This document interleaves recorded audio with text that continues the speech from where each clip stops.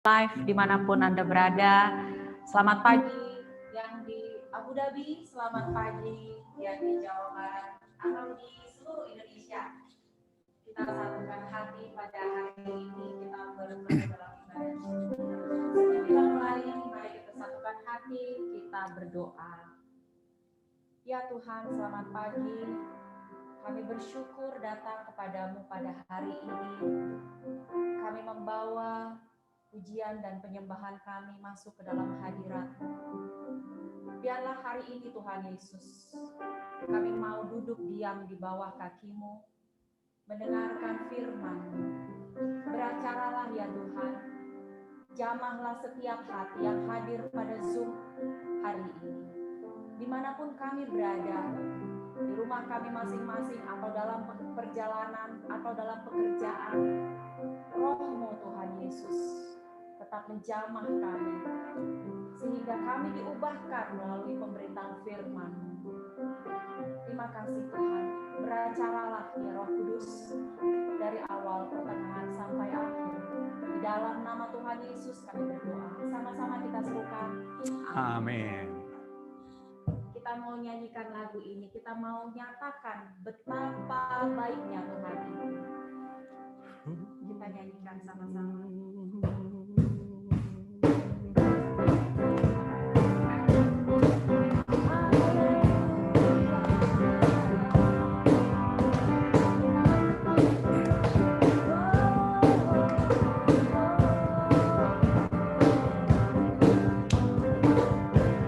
Ucaplah dan lihatlah betapa baiknya Tuhan itu.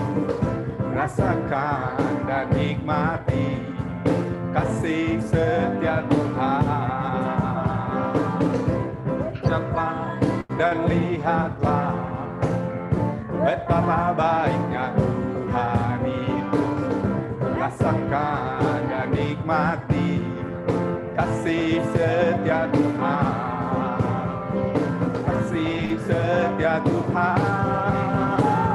Syukur bagimu Tuhan, hormat bagimu Tuhan, Allah yang mengasihi, Allah yang memeliharaku selamanya.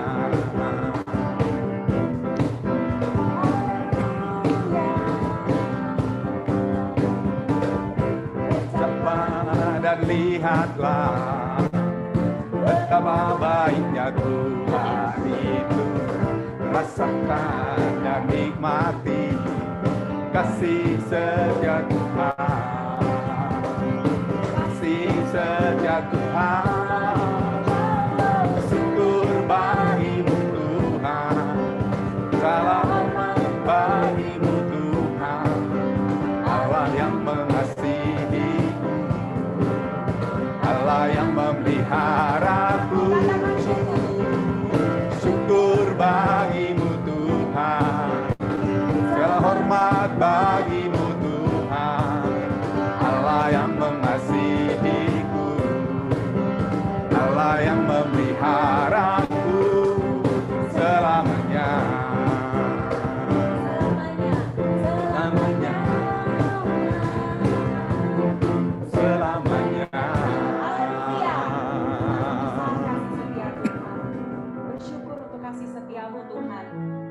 Melihat dan dapat merasakan setiap hari tuntunan-Mu, setiap hari kasih setia-Mu tidak pernah lepas dari kami Tuhan. Walaupun masa pandemi ini hampir setahun kami alami, tapi tidak pernah sehari pun Kau meninggalkan kami. Amin. Kami mengucap syukur Tuhan, besar setia-Mu untuk kami Bapa. Kami mau nyatakan ucapan syukur kami. Amin. Kita sama-sama nyanyikan lagu ini, saudara. Sungguh besar setiamu, nyata di sepanjang hidupku. Darah-Mu telah layakkan kehidupanku.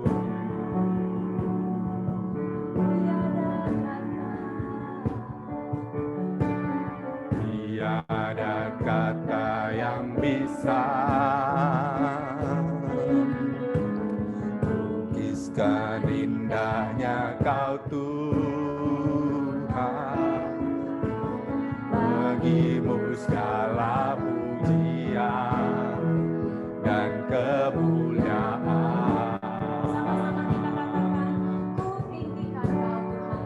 Ku tinggikan Engkau Tuhan, melebihi segalanya, lebih dalam ku menyembah dalam roh dan kebenaran selamanya.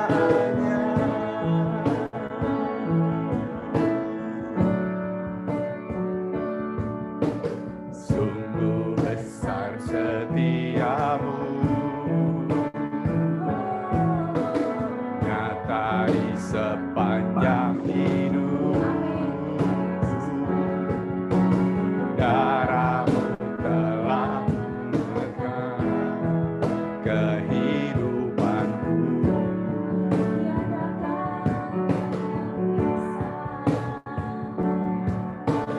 Tiada kata yang bisa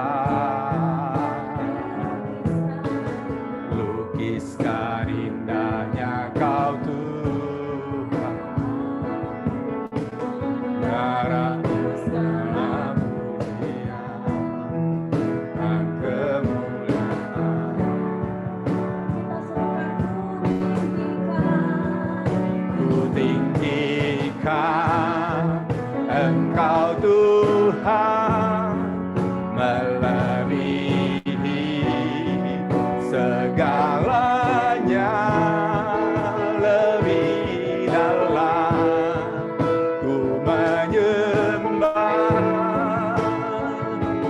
dalam roh dan kebenaran. Ku tinggikan Engkau Tuhan, melebihi segalanya, lebih dalam ku menyembah dalam roh dan kebenaran selamanya.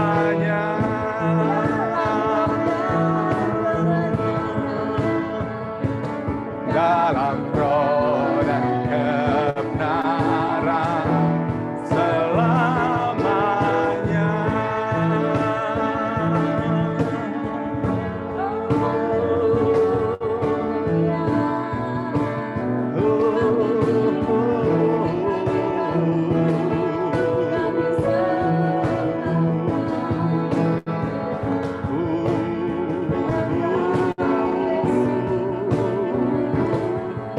Haleluya, haleluya.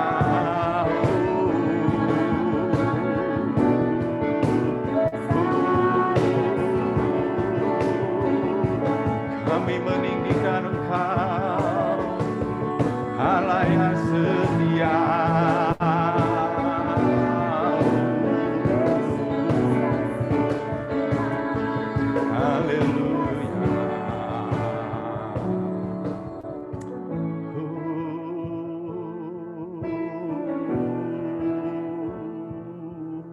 Benar Tuhan, Engkau adalah Allah yang setia ya Bapa. Engkau tidak pernah meninggalkan kami sedetik pun Tuhan. Engkau senantiasa hadir di dalam segala aspek kehidupan kami ya Bapa. Tuhan, kami bersyukur memiliki Allah yang baik seperti Engkau, yang senantiasa peduli kepada setiap kami ya Bapa. Tuhan, pada pagi hari ini kami juga akan mendengarkan firman-Mu. Urapi setiap kami Tuhan. Jamah setiap kami ya Bapa. Biarlah hati kami siap untuk mendengarkan firman-Mu, bagaikan tanah yang subur. Sehingga setiap firman yang kami dengarkan pada pagi siang hari ini akan benar-benar bertumbuh di dalam kehidupan kami, bahkan berbuah dengan lebat, sehingga hidup kami senantiasa memuliakan nama Tuhan. Terima kasih Bapa, pakai hamba sebagai alat-Mu Tuhan, untuk memberitakan firman-Mu pada pagi hari ini. Biarlah kuasa-Mu Tuhan menyertai pemberitaan firman pada pagi hari ini ya Bapa. Sehingga kami benar-benar Tuhan diberkati oleh kuat kuasa firman. Terima kasih Bapa. Kami serahkan waktu ini sepenuhnya ke dalam tangan Tuhan. Beracaralah. Kami siap mendengarkan firman. Di dalam nama Tuhan Yesus, sama-sama kita serukan. Amin. Haleluya.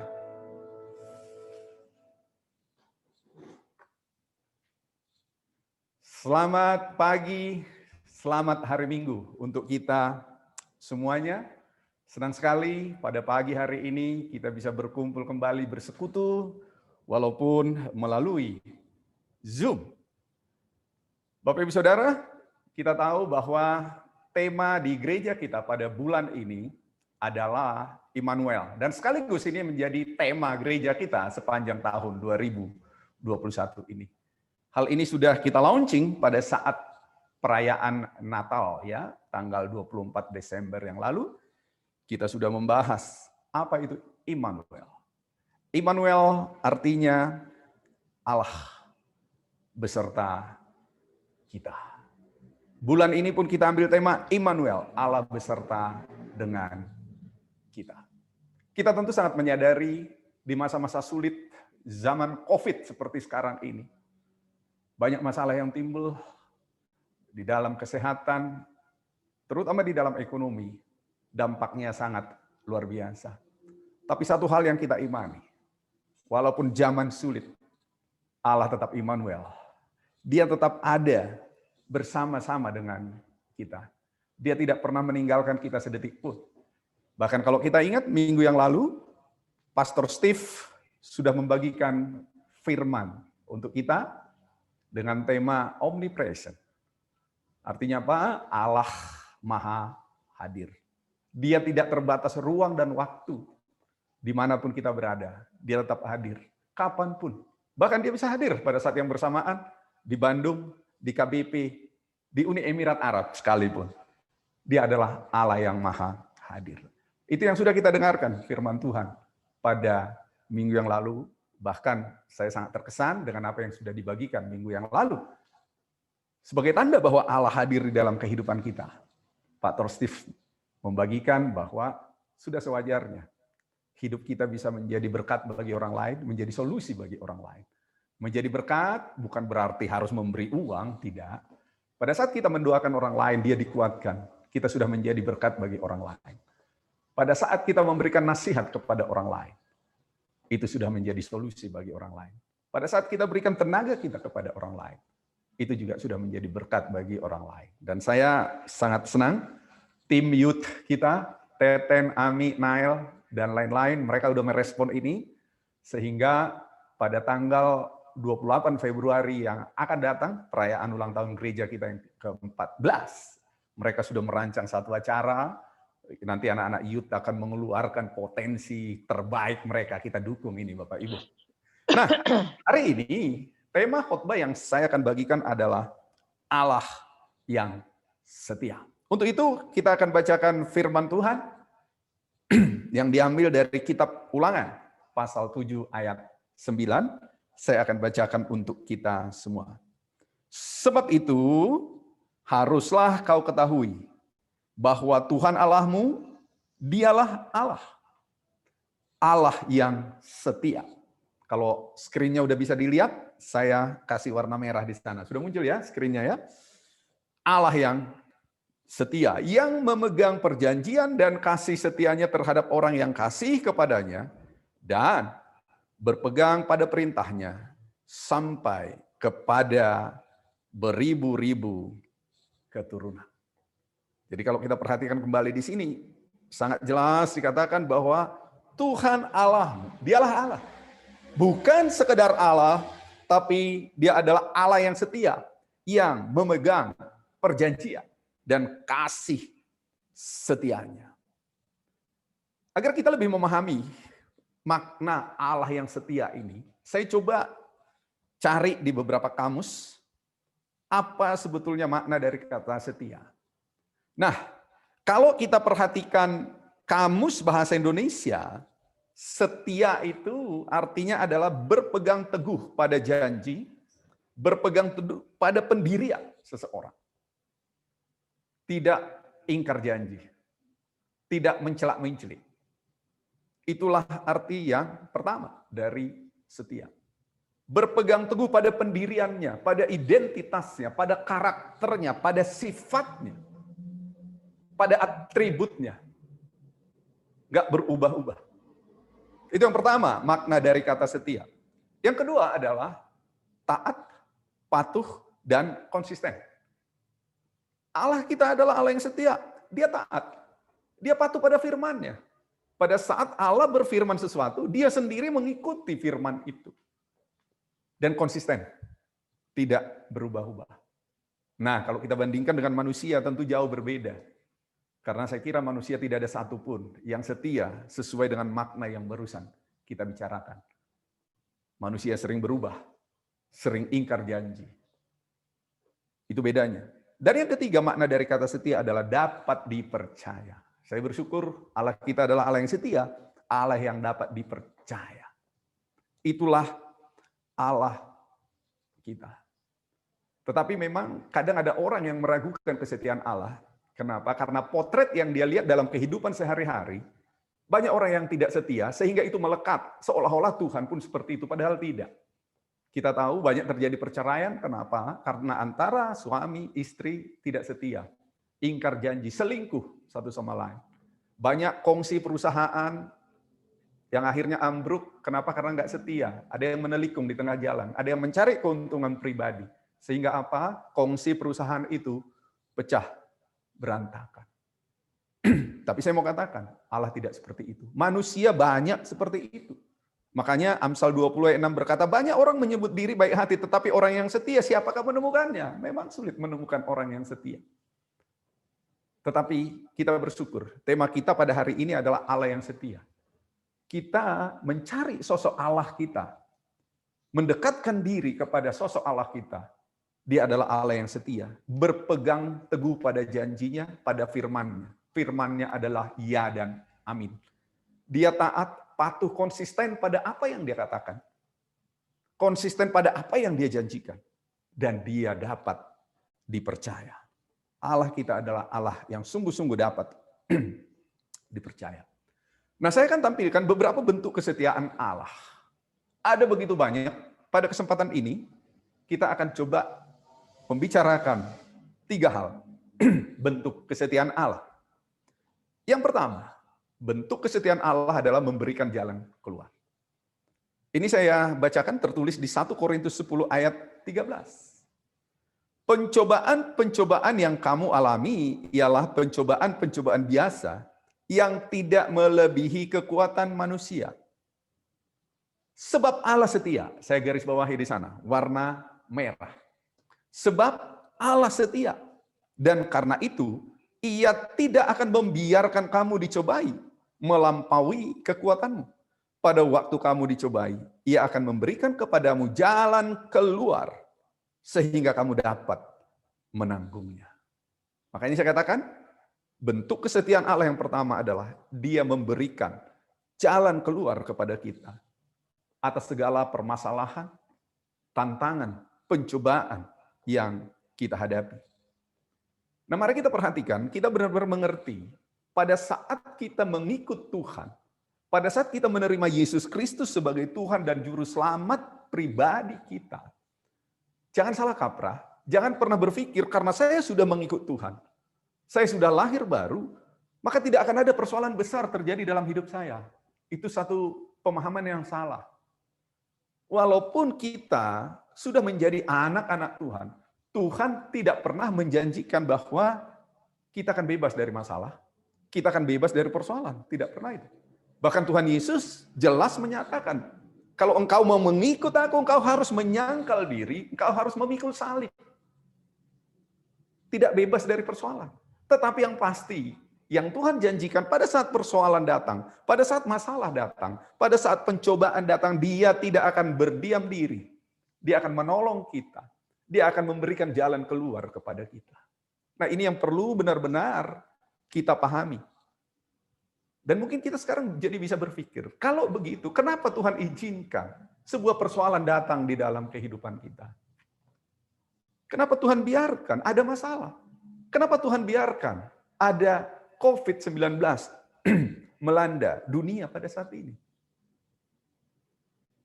Nah, kalau kita mau merenung sejenak, bahwa dalam setiap masalah apapun itu, termasuk COVID-19 yang melanda dunia saat ini, agar kita kembali memandang kepada Tuhan, agar kita kembali menaruh pengharapan kita kepada Tuhan, bukan kepada dunia ini. Kalau Tuhan izinkan satu persoalan terjadi dalam kehidupan kita, Dia tetap hadir di sana. Dan Dia tetap setia menyertai kita, menolong kita. Dan mari kita ingat, pada saat sebuah masalah kita lalui bersama dengan Tuhan, pada saat sebuah persoalan kita hadapi bersama dengan Tuhan, sadar atau tidak sadar, sebetulnya setelah persoalan itu kita hadapi, kita makin kuat. Jadi itu sebetulnya melatih otot-otot kita. Kita naik kelas, kita naik level. Itu bagaikan pisau sebetulnya kita sedang diasah oleh persoalan itu sehingga kita makin tajam. Makanya ada pepatah yang mengatakan pengalaman itu adalah guru yang berharga pada kita. Setelah kita lalui itu, kita benar-benar sadar, oh yes, ada pelajaran berharga. Dan itu sudah banyak terjadi kalau kita baca di Alkitab. Saya ingat kisah tentang Daniel, ya. Waktu itu Daniel sudah menjadi staf di istana kerajaan. Rajanya waktu itu di Babel adalah Raja Darius, ya. Tapi ada orang-orang yang iri hati kepada Daniel karena dia sangat dikasihi oleh raja, sehingga mereka coba memfitnah. Mereka coba menjebak Daniel. Apa yang mereka katakan? Mereka pelajari sikapnya Daniel. Daniel ada orang yang setia kepada Tuhan. Orang yang taat kepada Tuhan. Kalau kita baca kitab Daniel, di sana dikatakan dia 3 kali sehari pergi ke loteng rumahnya. Untuk apa? Berdoa. Pagi, siang, sore. Nah, orang tahu itu, dan orang-orang ini mau menjebak dia. Lalu staf istana yang lain mendekati Raja Darius. Mereka katakan, Raja, buatlah peraturan bahwa 1 bulan ini semua orang harus menyembah engkau, Raja. Nggak boleh menyembah dewa-dewanya, nggak boleh menyembah Tuhan. Dan Raja Darius waktu itu, wah, dia berpikir bagus juga nih. Siapa yang nggak senang nih disanjung. Dibuat peraturan itu, padahal tujuan mereka adalah menjebak Daniel. Dan apa yang dilakukan Daniel? Dia tidak mau menyembah raja. Dia tetap menyembah Tuhannya. Dan dia akhirnya digrebek. Pung! Di rumahnya, di loteng rumahnya. Hei, kenapa kamu masih menyembah Tuhanmu? Akhirnya Daniel ditangkap. Hukumannya adalah dia dimasukkan ke gua singa. Itu pencobaan yang dihadapi. Dan dia tidak menyerah. Dia tetap berserah kepada Tuhan. Dan apa yang terjadi? Besok paginya dicek apakah Daniel masih hidup di kandang singa. Raja Darius turun sendiri, memanggil dia, "Hai Daniel." Dan dia jawab, "Hai Raja, saya masih sehat-sehat aja." "Kok bisa?" Karena malaikat Tuhan turun, mengatupkan mulut-mulut singa itu, sehingga singa itu tidak bisa menggigit saya. Dan akhirnya apa yang terjadi? Orang-orang yang memfitnah dia justru yang ditangkap, dimasukkan ke gua singa, diremukkan habis. Tulang-tulangnya pun ditelan oleh singa. Nah, ini yang perlu kita sadari. Sebesar apapun persoalan yang kita hadapi, tetap setia berserah kepada Tuhan. Dia akan memberikan jalan keluar kepada kita. Nah, poin yang kedua, yang kita lihat bentuk kesetiaan dari Tuhan adalah mengampuni dan menyucikan kita. Ini tertulis di 1 Yohanes 1 ayat 9, saya bacakan untuk kita semua. Jika kita mengaku dosa kita, maka Ia adalah setia dan adil. Ia adalah setia dan adil. Sehingga Ia akan mengampuni segala dosa kita dan menyucikan kita dari segala kejahatan.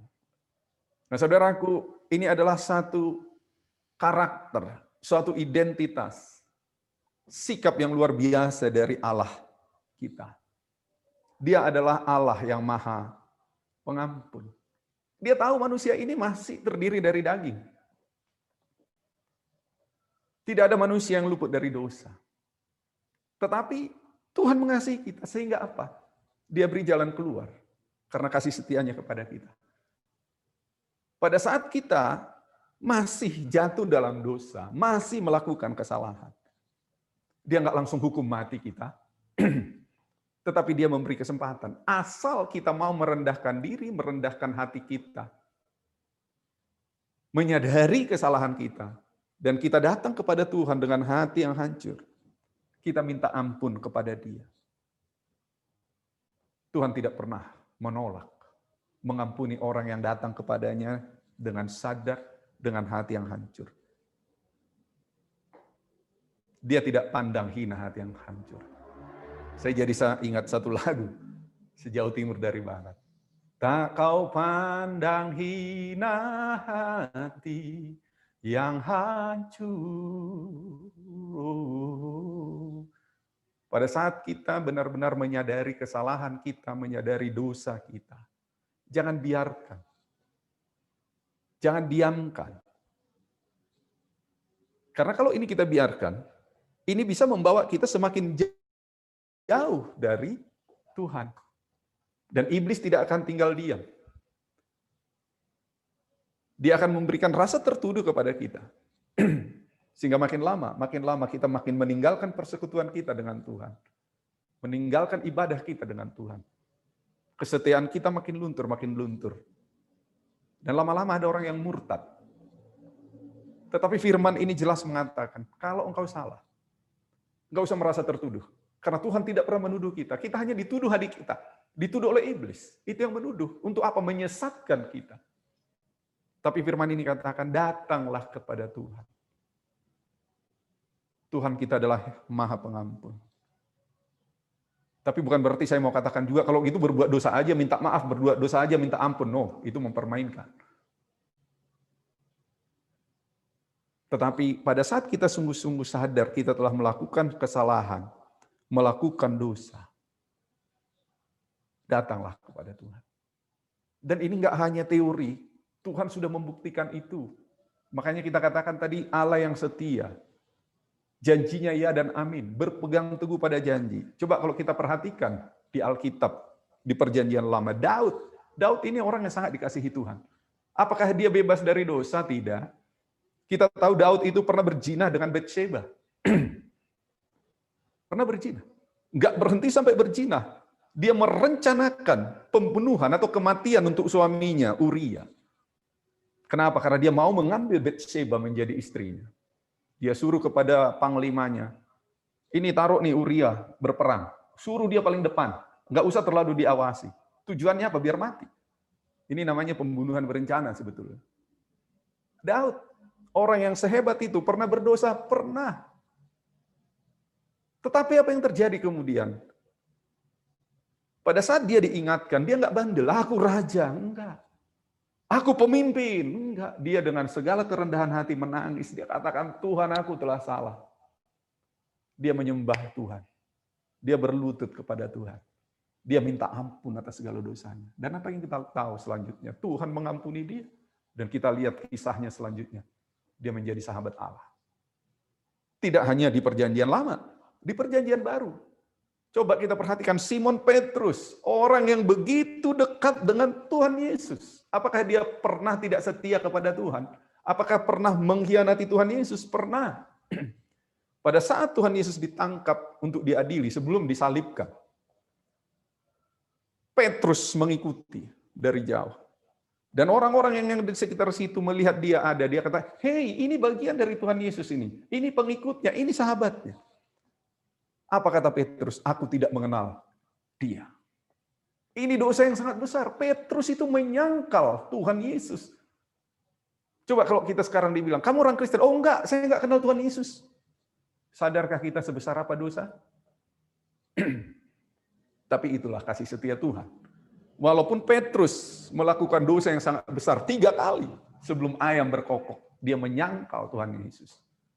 Tapi pada saat dia datang kepada Tuhan Yesus, mengakui dosa-dosanya, hidupnya dipulihkan, dan kita tahu akhirnya seperti apa penginjilan yang dilakukan oleh Simon Petrus. Nah ini mari kita sadari Bapak, itulah kasih setia Tuhan. Jadi kalaupun kita jatuh dalam dosa, jangan merasa tertuduh, jangan dengarkan iblis. Sehingga banyak orang yang mengatakan, aduh aku nggak mau ke gereja, nanti salib gereja runtuh kalau aku ke gereja. Kenapa? Karena dosaku begitu besar. Jangan sombongkan itu. Jangan buat istilah itu seolah-olah pembenaran. Yang Tuhan inginkan adalah datang, berlutut kepada Tuhan, minta ampun atas segala dosa, bertobat. Tuhan katakan di Yesaya 1 ayat 18, firman Tuhan, sekalipun dosamu merah seperti kermisi akan menjadi putih seperti salju. Aku tidak akan mengingat-ingat masa lalumu, kata Tuhan. Tuhan fokus ke masa depan. Saya nggak tahu bagaimana kehidupan kita saat ini. Kalau kita merasa tertuduh, merasa bersalah, merasa berdosa, karena apapun itu, firman Tuhan ini mengingatkan kita, Bapak Ibu Saudara, jangan tinggal di dalam rasa tertuduhmu. Tangan Tuhan selalu terbuka untuk kita, menerima kita. Karena Tuhan adalah Allah yang setia. Dia mengampuni segala dosa kita.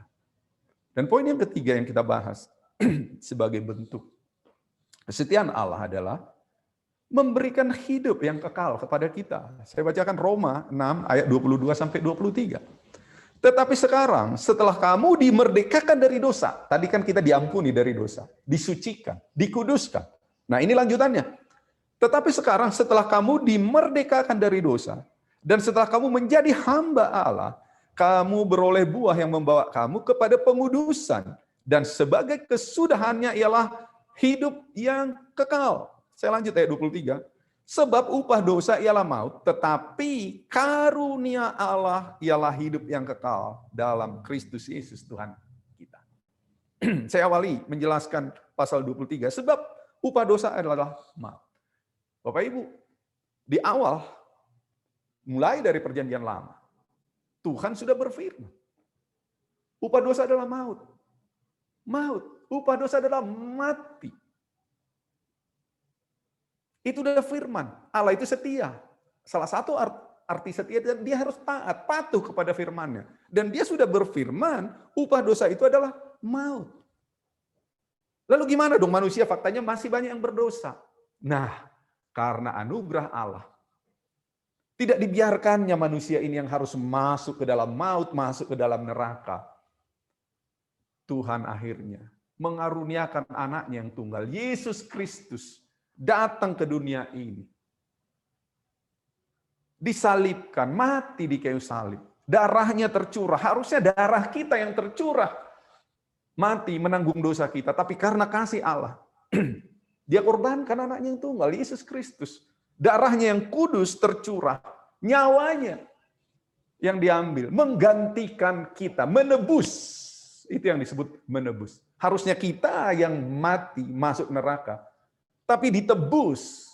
Dan tidak bisa ditebus dengan darah apapun, selain darah yang kudus, darah Yesus Kristus. Itulah kasih setia Tuhan. Kita dimerdekakan melalui pengorbanan Yesus di kayu salib.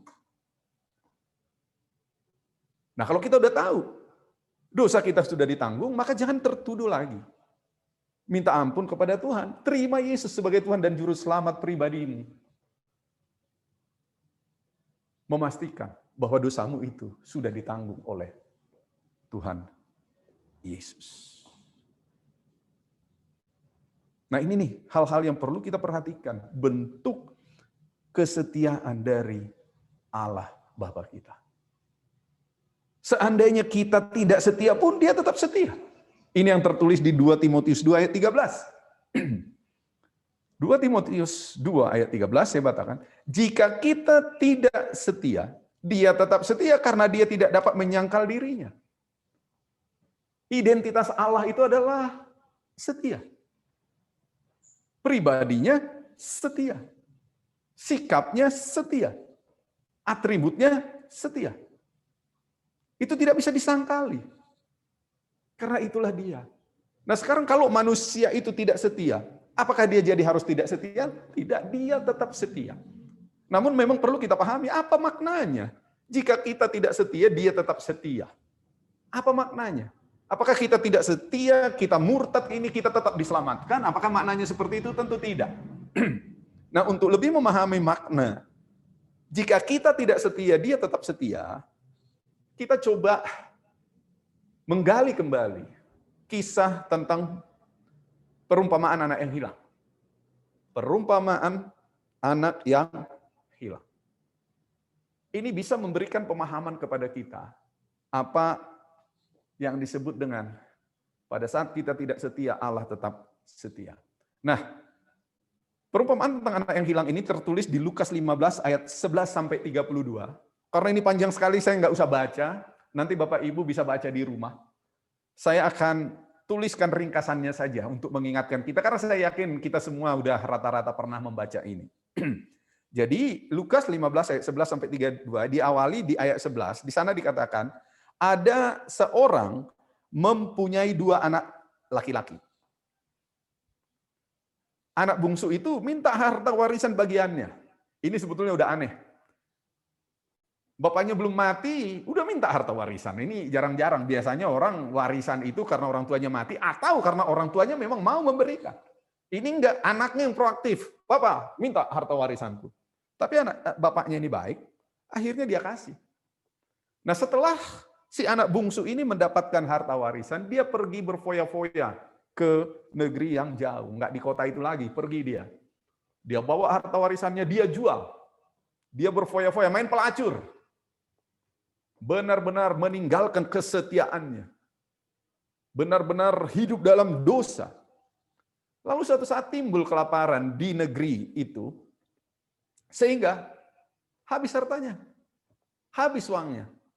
Nah, untuk bisa makan sehari-hari, dia mencoba bekerja menjadi seorang pelayan. Tugasnya adalah memberi makan babi. Nah, suatu saat dia sangat kelaparan, dia pengen mengisi perutnya, sementara dia mau memberikan babi makan dengan ampas-ampas itu. Nah, dia tergerak hatinya, yang penting kenyang deh, makanan babi ini pun saya makan aja. Pada saat dia mau makan itu, si pemilik perusahaan ini, pemilik peternakan itu tidak mengizinkan dia makan makanan babi sekalipun. Bayangkan betapa menderitaannya anak ini. Menderita dia. Dan pada saat itu akhirnya dia teringat, ngapain aku harus menderita di sini? Bapakku orang kaya, pelayannya aja nggak kayak aku ini. Lalu dia akhirnya terpikir untuk pulang. Dan ada satu hal yang menarik, pada saat dia terpikir untuk pulang ke rumah, dia sadar. Dia katakan, aku telah berdosa terhadap Bapa dan terhadap sorga. Bapak Ibu, kesadaran seperti ini sangat penting bagi setiap manusia yang jatuh dalam dosa. Agar kita tidak tetap terikat dengan dosa itu. Perlu ada sebuah kesadaran. Dan itu yang terjadi kepada anak yang bungsu ini. Dan akhirnya, setelah dia bergumul, pulang nggak, dia putuskan dia pulang. Dan pada saat dia pulang, ternyata bapaknya itu setia menunggu dia. Pada saat dia masih di tengah jalan pun, karena bapaknya ini memang sudah menunggu terus melihat di jalan. Dia lihat anaknya, dia berlari menemui anak itu, dia peluk anak itu. Lalu dia bilang kepada pelayan-pelayannya, mari kita rayakan kepulangan anakku yang hilang ini. Kita berpesta, potong lembu, diganti baju, dikasih sepatu yang bagus kepadanya. Ini bentuk kasih setia Allah, walaupun kita tidak setia. Artinya apa? Kasih setia Allah itu dia tunjukkan dengan menanti kita dengan tangan terbuka. Sama seperti kisah anak yang hilang ini. Bapaknya tidak menarik-narik anak itu. Hei, ayo kembali ke rumah. No, karena kita punya kehendak bebas. Kita bisa memilih. Tuhan berikan kita kebebasan untuk memilih. Mau kemana engkau? Pilihan ada di tanganmu. Tetapi firman-Ku jelas mengatakan, kalau engkau pilih aku, kau dapat hidup yang kekal. Tapi aku nggak bisa memaksa engkau harus ikut aku. Tuhan nggak mau memaksa-maksa. Sama seperti anak yang hilang ini. Dia tidak dipaksa harus pulang. Tapi orang tuanya setia menunggu dia dengan tangan terbuka, sehingga pada saat anak itu pulang disambut. Tanpa penghakiman, tanpa tuduhan. Nggak ada pertanyaan, kenapa kau habiskan harta? Tidak ada, dia diterima. Itu yang disebut kesetiaan Allah. Jadi kalaupun kita tidak setia, Allah setia menanti kita dengan tangan yang terbuka. Pada saat kita bertobat, datang kembali kepada Tuhan, Dia akan memeluk kita tanpa penghakiman, tanpa penuduhan. Penghakiman nanti di akhir zaman. Semua manusia akan dihakimi nanti. Tapi pada saat kita berdoa, dia akan menerima kita dengan tangan yang terbuka. Nah kalau kayak gitu, kita pilih mana? Pilih tidak setia atau setia? Tentu kita pilih setia. Karena berbahaya kalau kita pilih tidak setia. Lama-lama kita bisa terseret arus makin jauh, makin jauh, makin jauh. Bahkan kita bisa terhilang, kita binasa. Sehingga nama kita dicoret dari kitab kehidupan. Karena itu, kita perlu memelihara kesetiaan. Saya bacakan kepada kita Yehezkiel 18 ayat 24 dan 27. Pentingnya memelihara kesetiaan. Yehezkiel 18 ayat 24 saya bacakan. Jikalau orang benar berbalik dari kebenarannya dan melakukan kecurangan seperti segala kekejian yang dilakukan oleh orang fasik, apakah ia akan hidup? Segala kebenaran yang dilakukannya tidak akan diingat-ingat lagi. Ia harus mati karena ia berubah setia. Tadinya benar, setia kepada Tuhan, lalu dia murtad, berubah setia. Dan karena dosa yang dilakukannya, ia harus mati. Tapi ayat 27, sebaliknya, kalau orang fasik bertobat dari kefasikan yang dia dilakukannya, dan ia melakukan keadilan dan kebenaran, ia akan menyelamatkan nyawanya. Pada saat kita melakukan kebenaran, ikut kepada Yesus, setia kepada Yesus, kita akan hidup. Jadi, mari kita jaga kesetiaan kita kepada Tuhan. Bangun hubungan kepada Tuhan, beribadah kepada Tuhan, melakukan firman Tuhan. Sebagai penutup, saya akan bacakan yang pertama, Wahyu 2, ayat 10b. Di sini dikatakan, hendaklah engkau setia sampai mati, dan aku akan mengaruniakan kepadamu mahkota kehidupan. Tuhan mau kita setia sampai mati, memastikan kita mendapat mahkota kehidupan. Jangan coba-coba melenceng, karena kalau kita coba-coba melenceng, bisa terseret arus. Dan kita udah tahu banyak orang yang murtad. Murtad karena godaan dunia ini, murtad karena harta duniawi, murtad karena jabatan, murtad karena mau kawin dengan seseorang, mengorbankan Tuhannya, mengorbankan agamanya. Jaga kasih setia kita. Satu ayat terakhir, Ulangan 28 ayat 13. Tuhan akan mengangkat engkau menjadi kepala dan bukan menjadi ekor. Engkau akan tetap naik dan bukan turun.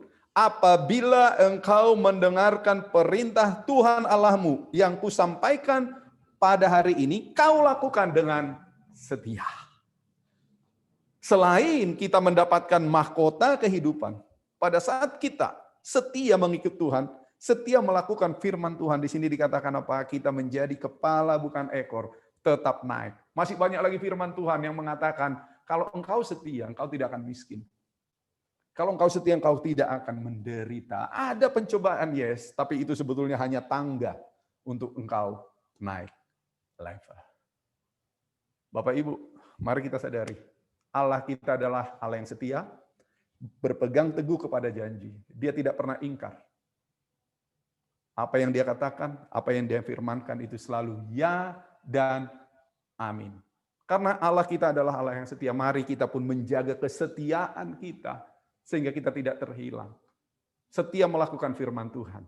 Janji Tuhan kita akan naik, bukan turun. Amin saudaraku. Kita akan akhiri, kita berdoa. Tuhan, terima kasih untuk firman-Mu pada pagi hari ini, yang telah mengajarkan kepada kami bahwa Engkau adalah Allah yang setia. Engkau tidak pernah ingkar janji, Tuhan. Firman-Mu, perkataan-Mu adalah ya dan amin. Engkau selalu menggenapi janji-Mu ya Bapa. Dan itu yang kami pegang, Tuhan. Engkau dapat dipercaya. Engkau tidak pernah mengkhianati kami. Engkau tidak pernah meninggalkan kami sedetik pun, Tuhan. Firman-Mu mengingatkan kami bahwa pada saat pencobaan datang, pada saat tantangan datang, saat masalah datang, Engkau tetap ada bersama-sama dengan kami. Dan Engkau akan memberikan jalan keluar kepada kami, ya Bapa. Tuhan, terima kasih karena Engkau juga senantiasa mengampuni kami. Pada saat kami datang kepada Engkau dengan hati yang hancur,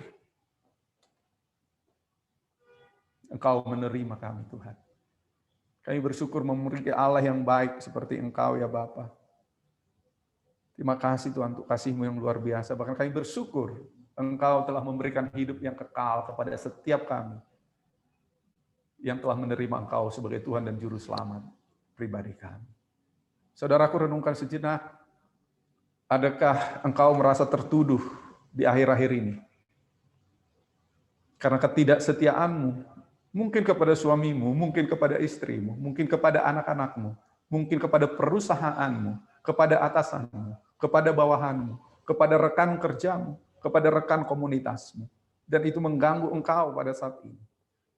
Tuhan, kita katakan walaupun dosamu merah seperti karmisi, itu akan menjadi putih seperti salju. Pada saat engkau datang kepada Tuhan, minta ampun kepadanya. Tangannya selalu terbuka menerima engkau. Tuhan, terima kasih untuk firman-Mu ini ya Bapa. Kami bersyukur Tuhan. Kami bersyukur memiliki Allah yang baik seperti Engkau. Tuhan, kalau ada di antara kami saat ini yang ditegur oleh firman-Mu, dan mau mengakui ada dosa, ada kesalahan, ada penyelewengan. Tuhan, jamah setiap jemaat-Mu ya Bapa. Lembutkan hati mereka Tuhan, untuk mereka bisa mengakui itu semua, datang kepada Engkau minta ampun, dan punya tekad untuk bertobat, berubah Tuhan, kembali ke jalan-Mu yang benar. Terima kasih Bapa. Kami bersyukur senantiasa kepada Engkau. Di dalam nama Yesus Kristus, kami berdoa, kami mengucap syukur. Haleluya. Amin. Amin. Bapak, Ibu, Saudara sekalian, pada pengumuman hari ini, kita mau sampaikan beberapa hal, yaitu tema khotbah di bulan Januari 2021. Kita sudah berada di minggu ketiga, tanggal 17, yaitu Allah yang setia. Tadi sudah jelas disampaikan bahwa memang Allah kita itu setia. Yang menjadi perenungan buat saya secara pribadi adalah, apakah saya juga setia? Apakah saya juga sudah taat? Apakah saya sudah dapat dipercaya? Ini menjadi satu perenungan buat saya, dan saya percaya saudara-saudara juga yang mendengar khotbah hari ini juga mendapat perenungan yang kurang lebih sama.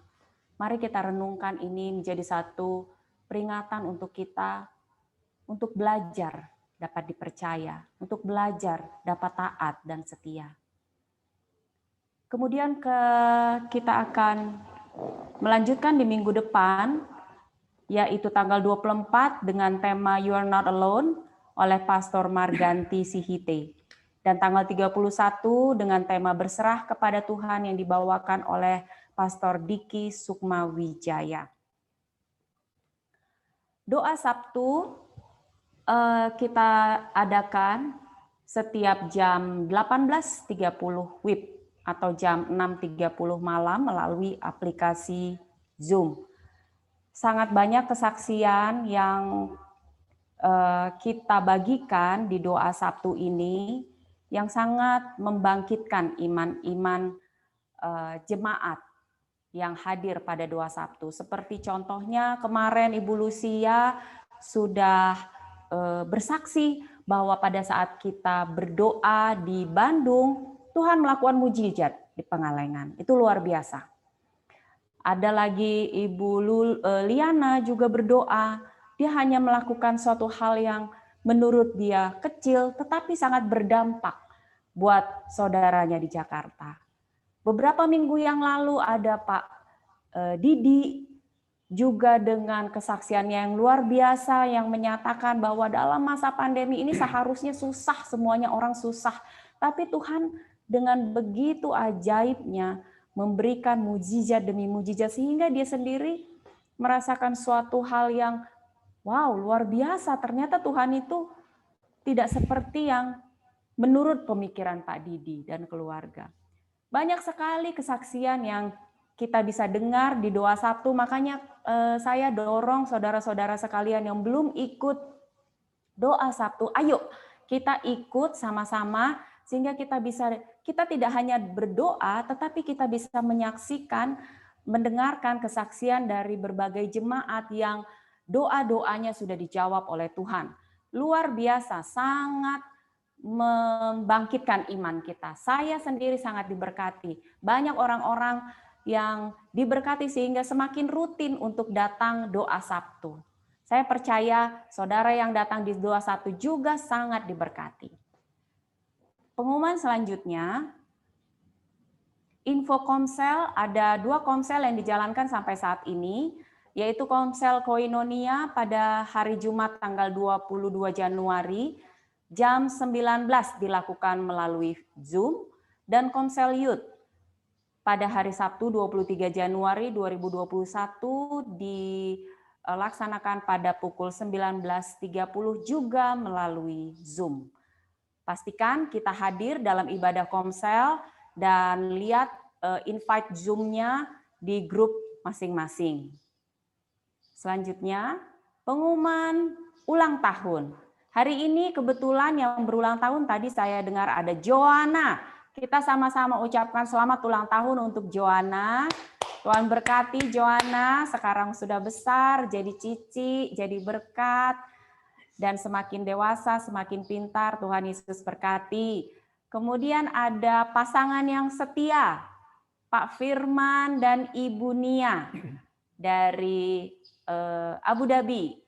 Kita mengucapkan selamat ulang tahun juga buat Pak Frankie pada tanggal 24 Januari. Mari kita bersukacita bersama menyampaikan selamat ulang tahun buat saudara-saudara kita yang berulang tahun melalui grup WA yang sudah disediakan di gereja. Kita bersukacita karena Tuhan menambahkan umur yang panjang untuk mereka semua. Kemudian ajakan kepada seluruh jemaat New Life Kota Baru Parahyangan untuk memberikan persembahan, perpuluhan atau ucapan syukur yang dapat ditransfer melalui Bank New Life di BCA dengan nomor 7940559922 atas nama GPK Jemaat New Life Kota Baru Parahyangan. Pengumuman berikutnya yaitu perayaan ulang tahun Gereja New Life KBP yang ke-14 akan diadakan pada hari Minggu 28 Februari 2021. Nah, pada hari spesial ini kita akan mengadakan acara khusus yang dilakukan juga via Zoom, tapi nggak kalah seru.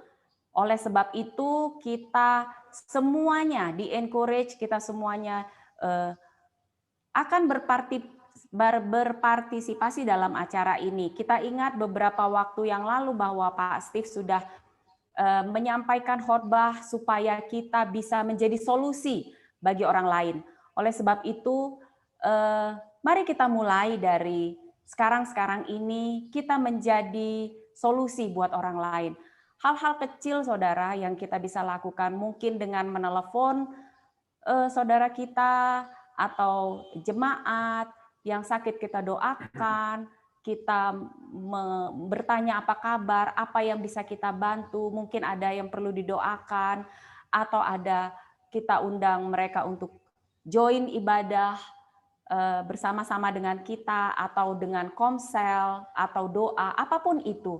Mungkin saudara bisa memulai tindakan ini sehingga tanggal 28 Februari nanti kita akan bersaksi, kita akan saksikan sama-sama bagaimana cara Tuhan bekerja melalui pribadi lepas pribadi kita untuk menjadi perpanjangan tangan Tuhan, untuk menjadi solusi buat orang lain.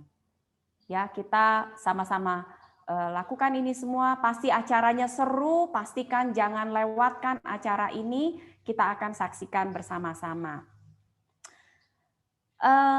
Selanjutnya, terima kasih buat saudara-saudara semuanya yang sudah hadir pada ibadah Minggu hari ini.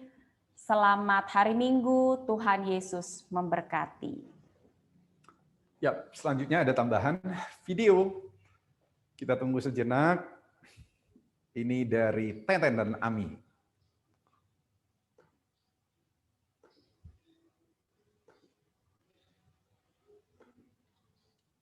Kisah si landak. Shalom New Lifers, mari kita belajar dari kisah landak berikut ini. Seekor landak merasa bisa hidup sendiri di luar komunitasnya. Dia berpikir bisa pergi kemana-mana dan bisa bertahan dengan keberadaannya seorang diri. Ternyata dia merasa kedinginan. Dia butuh kehangatan. Namun dia enggan kembali ke komunitasnya. Dia pun pergi mencari komunitas yang lain. Kemudian, landak bertemu dengan komunitas domba. Domba mana yang mau ditusuk dari landak? Sehingga domba pun bubar gara-gara datangnya seekor landak. Landak pun tinggal sendiri lagi dan kedinginan. Landak pun mencari komunitas lain. Dia bertemu dengan komunitas ayam. Landak mendekati dan komunitas ayam pun bubar karena mereka tidak cocok. Kemudian, landak berpikir, kalau begitu terus, dia bisa mati. Dia perlu kehangatan. Akhirnya, dengan berat hati, dia kembali ke komunitas landak. Landak tidak ditolak oleh sesama landak. Mereka berkumpul dan membagikan durinya satu sama lain. Sekaligus, mereka membagikan kehangatan. Akhirnya, landak pun bisa bertahan hidup selama musim dingin. Nah, New Lifers, demikian di dalam komunitas. Kita juga dapat membagikan kebaikan sekaligus kelemahan kita. Ayo, bergabunglah dengan komunitas dan berbagi dengan sesama, baik dalam komunitas doa maupun komunitas sel. Selamat berkomunitas.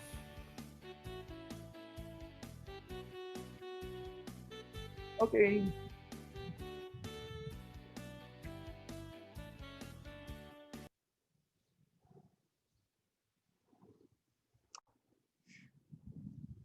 Baik, New Lifers, demikian semua jalan ibadah kita pada hari ini, rangkaiannya sudah kita ikuti. Kita akan akhiri, kita satukan hati, kita kembali berdoa. Mari kita berdoa bersama. Tuhan, kami kembali bersyukur pada hari ini ya Bapa, oleh karena anugerah-Mu Tuhan, kami bisa bersekutu bersama, kami bisa memuji, menyembah, memuliakan nama-Mu. Kami bisa mendengarkan firman Tuhan yang menguatkan kami, bahwa Engkau adalah Allah yang setia Tuhan, Engkau tidak pernah meninggalkan kami, janji-Mu adalah ya dan amin. Dan kami pun harus setia kepada Engkau Tuhan, sehingga jalan kami tidak melenceng, dan kami memperoleh mahkota kehidupan, bahkan berkat-Mu tetap tercurah atas setiap kami ya Bapa. Terima kasih Tuhan untuk ibadah yang indah pada hari ini. Walaupun kami sebentar akan mengakhiri ibadah ini, tapi firman-Mu ini akan tetap hidup di dalam hati dan pikiran kami. Tuhan, pada kesempatan ini kami kembali berdoa untuk bangsa dan negara kami Indonesia Tuhan. Biarlah Engkau tetap memberkati Tuhan, bangsa dan negara kami ini Tuhan.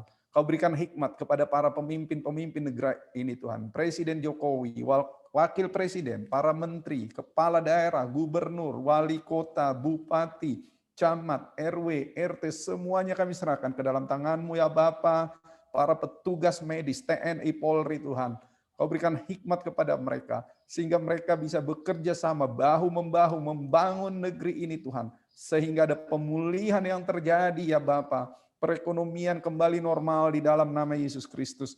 Kami juga berdoa Tuhan untuk vaksin COVID yang telah mulai Tuhan diedarkan, bahkan sudah mulai disuntikkan kepada warga negara Indonesia.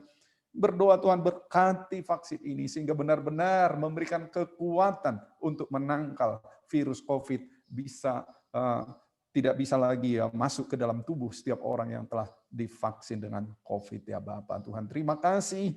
Kami bersyukur Tuhan kalau sudah mulai dijalankan di Indonesia, dan kami tetap berdoa Tuhan agar ini segera bisa dilakukan di seluruh negeri ini untuk pemulihan yang terjadi. Pada kesempatan ini kami juga berdoa Tuhan untuk setiap jemaat New Life dimanapun mereka berada ya Bapak. Di Bandung, di luar Bandung, di Ambon, bahkan yang di Abu Dhabi sekalipun Tuhan. Semuanya kami serahkan ke dalam tangan-Mu ya Bapa. Apapun yang menjadi pergumulan mereka Tuhan. Engkau yang menolong mereka, Engkau menjadi jawaban Tuhan.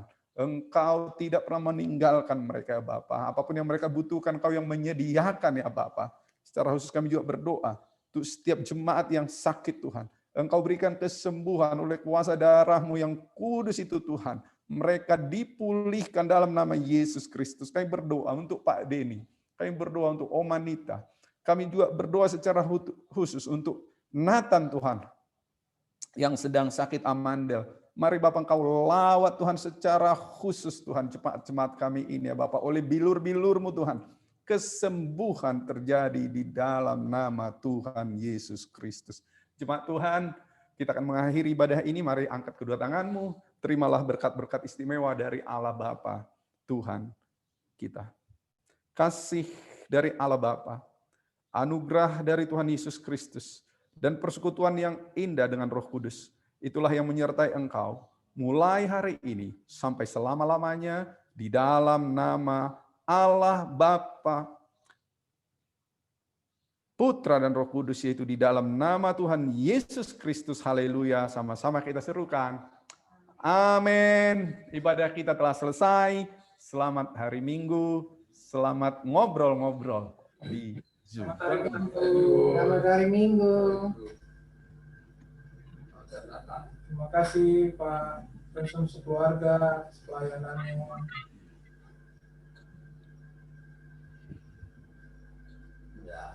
Ode, Deo, thank you.